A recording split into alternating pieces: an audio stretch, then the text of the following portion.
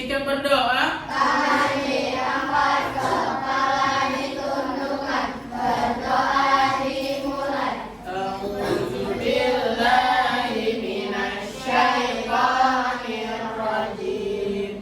Bismillahirrahmanirrahim. Allahumma akrimna binuril fahmi wa akhrijna min zulumatil wahmi waftah lana abwaaba rahmatika wanshur alaina nikmataka ya arhamar rahimin. Rabbi zidni ilma warzuqni fahma. Amin ya rabbal alamin.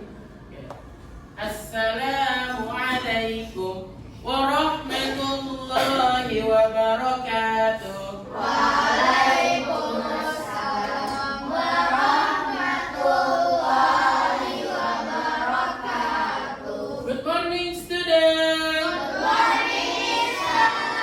How are you today? I'm fine today. Oke, alhamdulillah, I'm fine too. Oke, alhamdulillah hari ini kita masih diberikan kesehatan oleh Allah sehingga hari ini kita dapat bersama-sama kembali ke sekolah dalam rangka menuntut ilmu. Oke, hari ini siapa temannya yang tidak hadir? Aldrik. Aldrik kemana Aldrik? Nggak tahu ya? Oke. Hari ini kita akan memulai pelajaran coding dan kecerdasan artifisial. Nah, kita akan memasuki materi berpikir komputasional.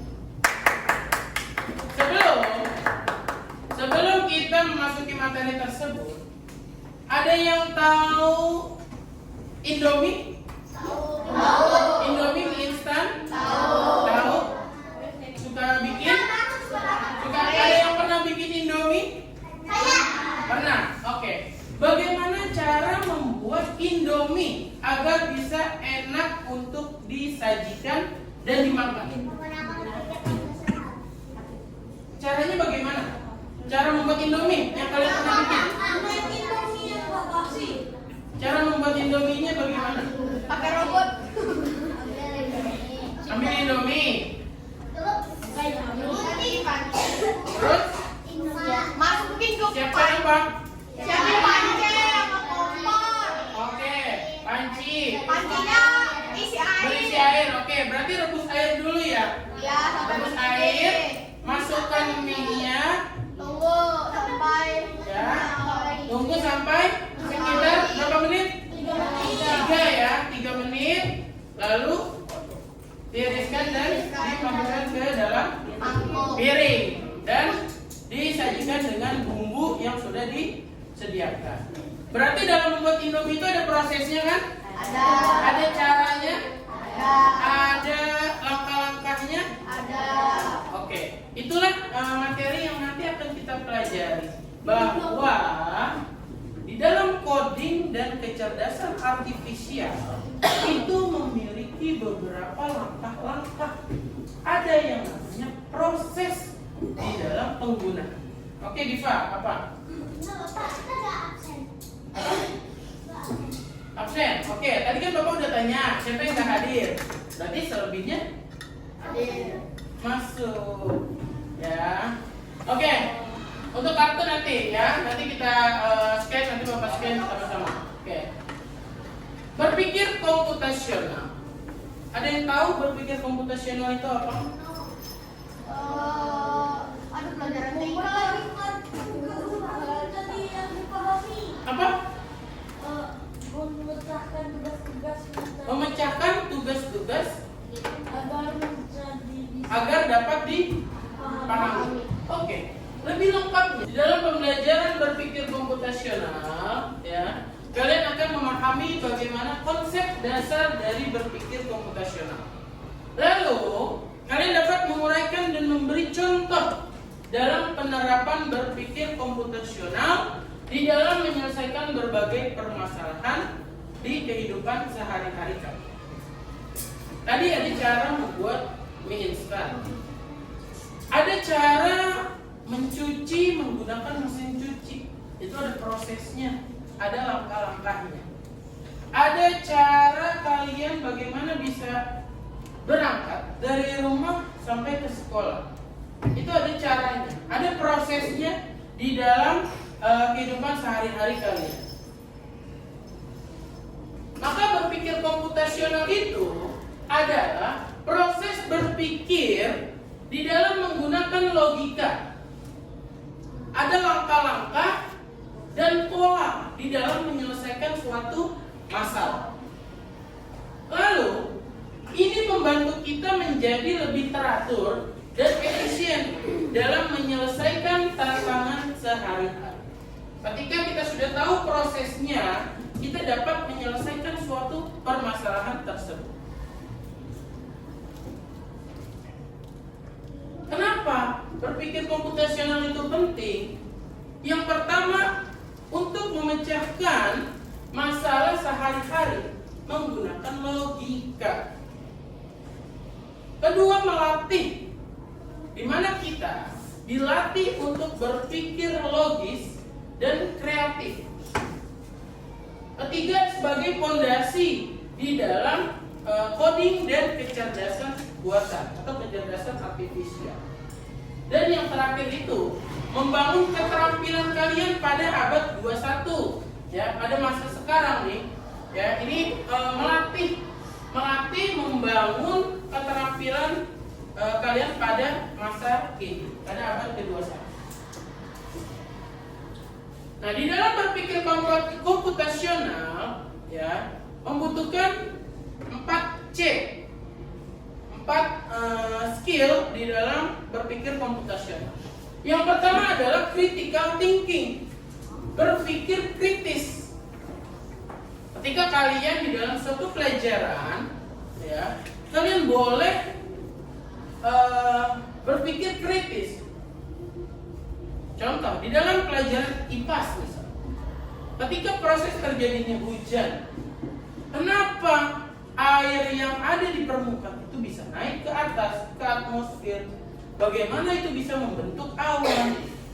Bagaimana itu air yang terkumpul di awan itu bisa menjadi partikel-partikel air dan turun ke bumi menjadi hujan? Nah, itu kalian dapat berpikir kritis. Lalu meningkatkan kreativitas kalian. Yang kedua adalah kreatif, ya, meningkatkan kreativitas kalian di dalam penggunaan teknologi yang ada pada saat ini. Mungkin kalian pernah membuat poster menggunakan Canva contohnya. Nah, itu melatih kreativitas kalian di dalam membuat poster. Atau yang pernah menggunakan ChatGPT. Ada yang pernah menggunakan ChatGPT? Sering. Untuk apa? Enggak. Ngerjain tugas? Anomali. Menyontek?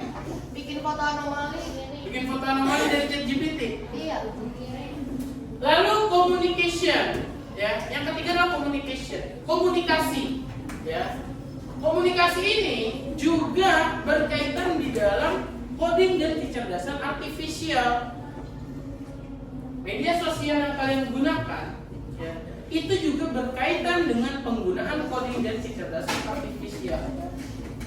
WhatsApp, Instagram, TikTok, ya, itu ada proses pembuatannya itu yang menggunakan coding dan kecerdasan artifisial.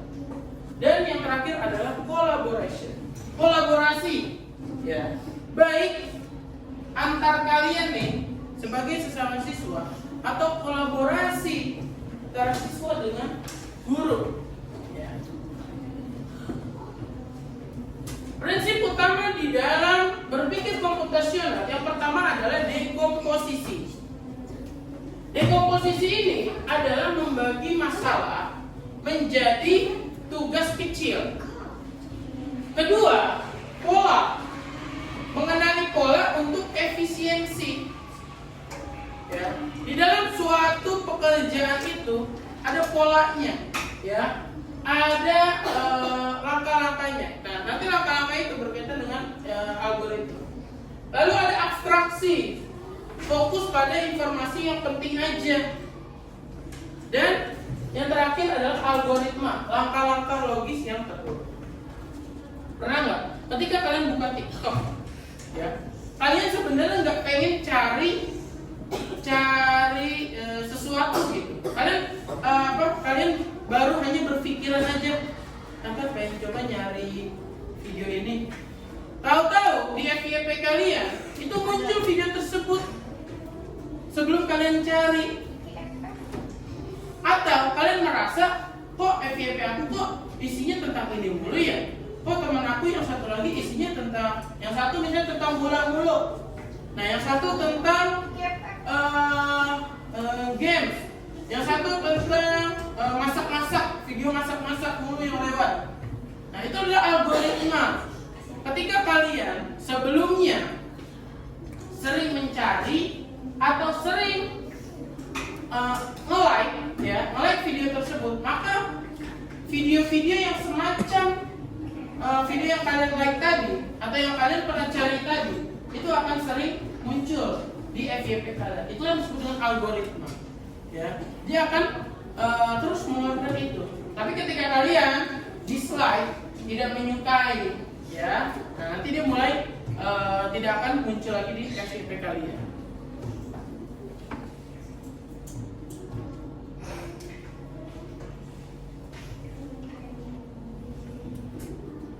Selanjutnya adalah mengenali pola untuk efisiensi di dalam berpikir komputasional. Pertama, membantu memecahkan sebuah masalah. Kedua, mengidentifikasi tren dan hubungan. Ketiga, meningkatkan kecepatan pemrogram. Kalian cari di ChatGPT, ya. Ketika kalian sulit mengerjakan soal mungkin, dan nyari di buku nggak ketemu, nanya ke orang tua juga nggak ngerti, ya. Akhirnya cari di ChatGPT, ya, bagaimana proses terjadinya hujan. Nanti dari ChatGPT dia akan menjelaskan proses terjadinya hujan. Nah itu akan membantu kalian dalam memecahkan masalah. Kedua, mengidentifikasi tren dan hubungan. Ketika kalian buka TikTok,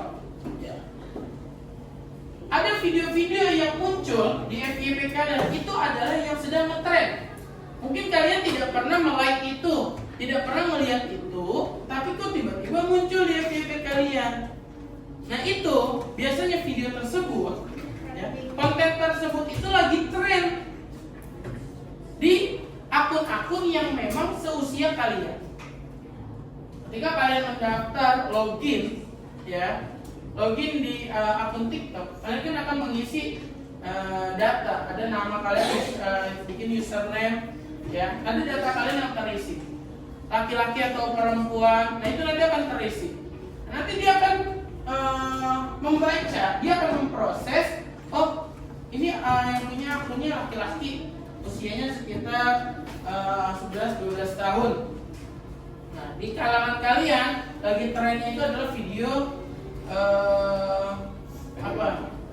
game Roblox misalnya, video game Roblox gitu. Nanti dia akan muncul terus tuh yang berkaitan dengan Roblox karena lagi tren tadi, ya.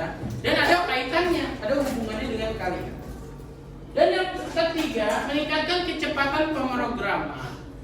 Kalau itu udah sering muncul, dia akan bekerjanya itu terus, ya. Dia akan bekerjanya itu terus, ya. Jadi dia tanpa perlu memproses lagi, tanpa perlu membaca lagi, dia akan langsung aktif di dalam mengeluarkan konten-konten yang kalian cari atau yang kalian butuhkan.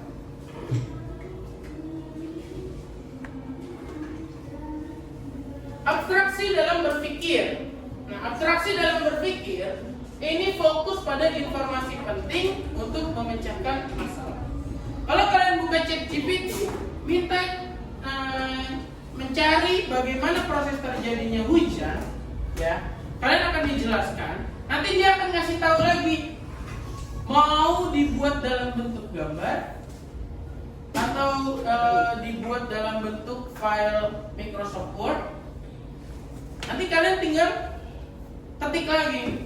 Kalian butuhnya dalam bentuk gambar biar lebih jelas, biar lebih paham. Nanti dia akan membaca itu. Nah, nanti dia akan mengeluarkan. Ketika banyak orang-orang yang mencari itu di orang lain, ketika dia baru cari bagaimana proses terjadinya hujan, nah, nanti dia langsung mengeluarkan yang dalam bentuk gambar. Karena ternyata orang-orang lebih paham ketika ada gambarnya.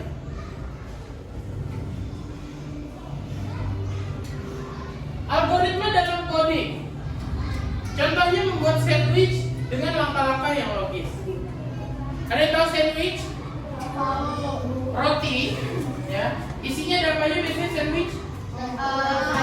Sayurannya, dagingnya, telurnya, ada kejunya, ada mayones, ada saus. Oke. Dalam membuat sandwich itu ada langkah-langkahnya. Apakah sayurannya di luar roti?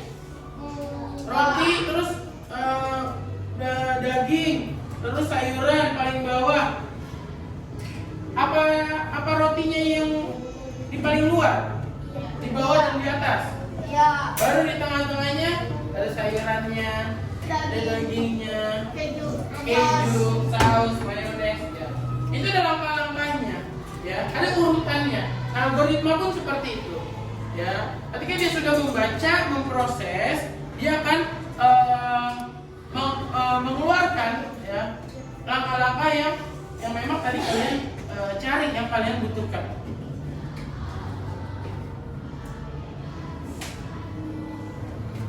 Hubungannya dengan coding, ya, ini masih sama yang tadi 4 tadi.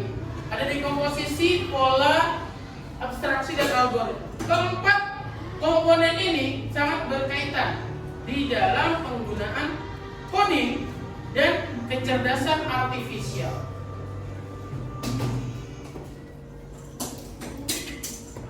Di dalam coding dan kecerdasan artifisial ini berkaitan dengan input, proses, output. Input, kalian memasukkan data, ya.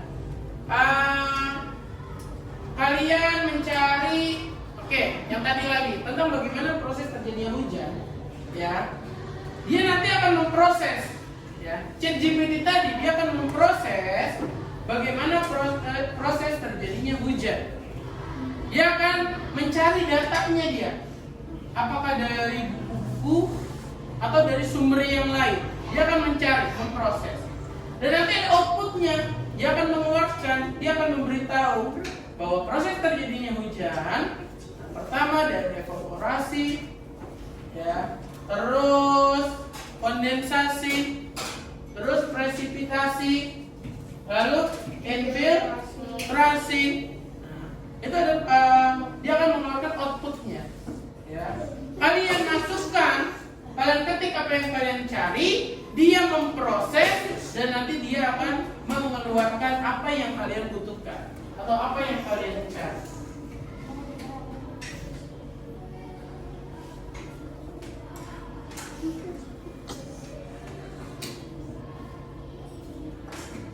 Variabel dalam coding ini adalah wadah dasar menyimpan informasi untuk program. Ketika kalian tadi mencari apa yang kalian butuhkan, nah datanya itu akan tersimpan di mereka, ya. Untuk apa? Untuk dia proses, untuk menjadi bahan acuan ketika orang lain juga mencari yang sama. Jadi di dalam, misalnya dalam ChatGPT itu, dia menyimpan banyak data dari berbagai sumber, dari berbagai orang yang mencari satu masalah yang sama.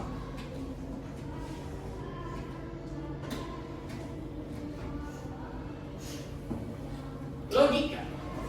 Ada sequential dan if then. Bagaimana langkah-langkah diatur secara berurutan untuk menyelesaikan sebuah tugas dengan benar. If then, logika bersyarat yang mengarahkan tindakan berdasarkan kondisi yang ditentukan sebelumnya. Ya, jadi intinya di dalam coding dan kecerdasan artifisial itu membutuhkan langkah-langkah yang berurutan di dalam proses pemecahan suatu masalah. Di dalam metode belajar, mungkin yang kalian pikirkan kalau coding itu harus menggunakan perangkat, harus menggunakan laptop, tab, HP. Ya. Tapi nyatanya coding itu tidak hanya menggunakan alat, tidak hanya menggunakan perangkat, tapi dia juga bisa menggunakan lembar kerja, ya, bukan menggunakan perangkat. Ada yang namanya plug, ada yang namanya unplug. Plug itu dia menggunakan perangkat. Dia butuh komputer, dia butuh laptop, dia butuh tab, dia butuh HP untuk proses penggunaan coding dan kecerdasan artifisial. Tapi unplug, ya, karena tadi coding dan KA itu berkaitan dengan langkah-langkah, ya, tidak harus menggunakan perangkat. Dia juga bisa hanya menggunakan lembar kerja.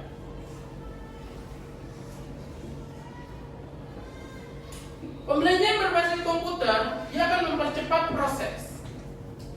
Aktivitas offline akan meningkatkan kreativitas siswa dan keduanya sangat penting untuk keterampilan komputasional. Jadi penggunaan perangkat maupun tidak menggunakan perangkat itu sama penting. Kalau yang menggunakan perangkat itu lebih cepat prosesnya memang. Tapi yang tidak menggunakan perangkat itu untuk meningkatkan kreativitas kita di dalam keterampilan komputasional. Oke, ini Bapak ceritakan. Ada beberapa contoh penggunaan KA di sekitar kita. Disconnected. Connected.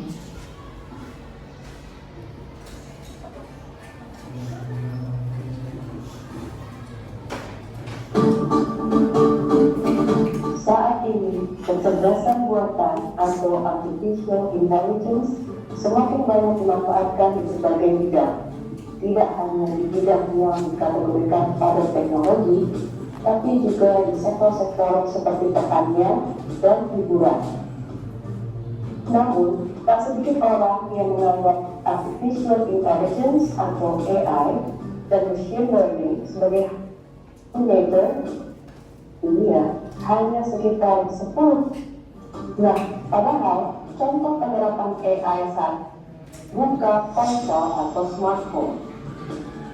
Salah satu hal pertama yang dilakukan banyak orang di pagi hari adalah membuka ponselnya. Nah, ketika kita membuka smartphone dengan biometric, misalnya Face ID, kita sedang memanfaatkan AI. Contohnya, fitur Face ID yang ada di perangkat keluaran Apple. 2. Media sosial. Hal lain yang sering kita lakukan. Tadi ada salah satu contohnya yaitu membuka handphone, membuka ponsel kalian itu dengan menggunakan face, ya, menggunakan password itu menggunakan pendeteksi wajah.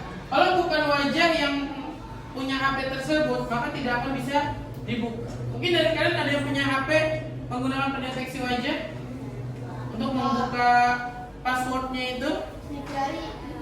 Ada sidik jari, ada yang menggunakan wajah. Nah, itu salah satu dari penggunaan AI yang udah pernah kalian lakukan, ya. Dimana di handphone kalian dia akan membaca data. Kan sebelum kalian aktifkan, kalian kan difoto dulu, dilihat kanan kirinya, ya, atas bawah, ya. Itu untuk apa? Dia untuk mengenali wajah kalian. Ketika nanti suatu saat kalian sudah aktifkan, dia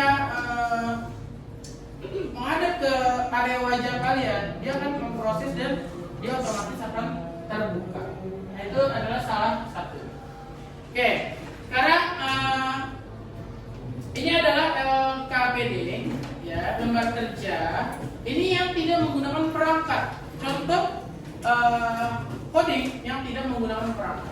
Bagaimana kalian mencocokkan? Ya, sampah-sampah ini mana yang termasuk sampah kertas, plastik, kaca ataupun organik? Tapi ini nggak sendiri, kerjakannya bareng-bareng. Ya, ini tiga.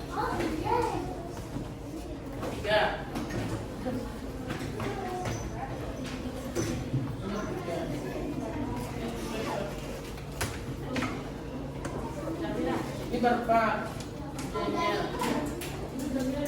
Ini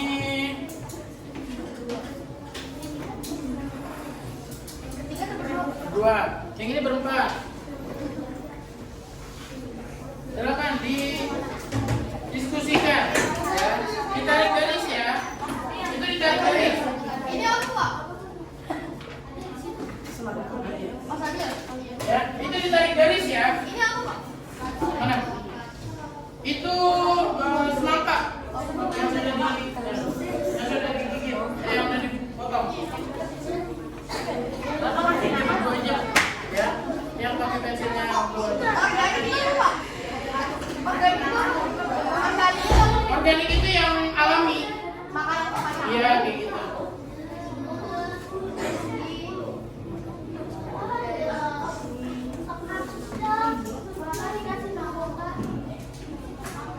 Iya dong, kasih nama. Silakan didiskusikan.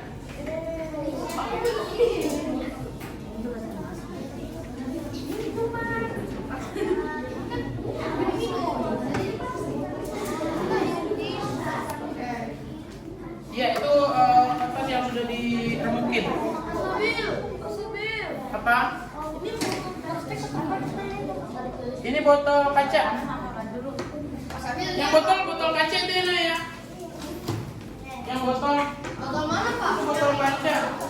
Yang mana, Pak? Yang atas. Kalau yang bawah yang udah diremukin itu botol plastik. Yang ini? Yang atas botol kaca. Yang ini, Pak? Yang itu plastik. Iya. Itu gelas plastik.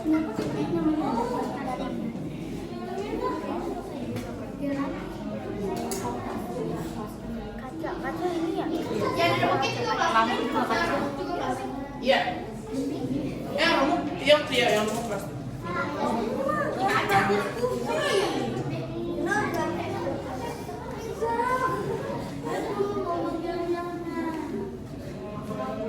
Oke, kelompok siapa yang sudah selesai? Oke, coba Fatimah, maju. Menjelaskan yang sudah dikerjakan. Jelasin ke teman-teman. Ini. Kalau buah semangka tadi itu termasuk jenis sampah apa? Terus yang berikutnya kulit pisang. Kulit pisang apa? Organik. Kalau botol yang diremukan, yang sudah diremukan, yang sudah diremukan, yang bawah plastik. Kalau gelas minuman, ya plastik. Kalau kantong kresek, plastik. Oke, terima kasih Fatimah. Beri tepuk tangan untuk kelompok Fatimah. Oke, itu anak-anak, itu adalah salah satu body yang tidak menggunakan perangkat. Ya, yang tidak menggunakan perangkat. Oke, untuk pelajaran kali ini kita cukupkan, ya. Silakan nanti Bapak berikan tugas terkait berpikir komputasi. Itu saja untuk pembelajaran hari ini. Kurang lebihnya mohon maaf. Assalamualaikum warahmatullahi wabarakatuh.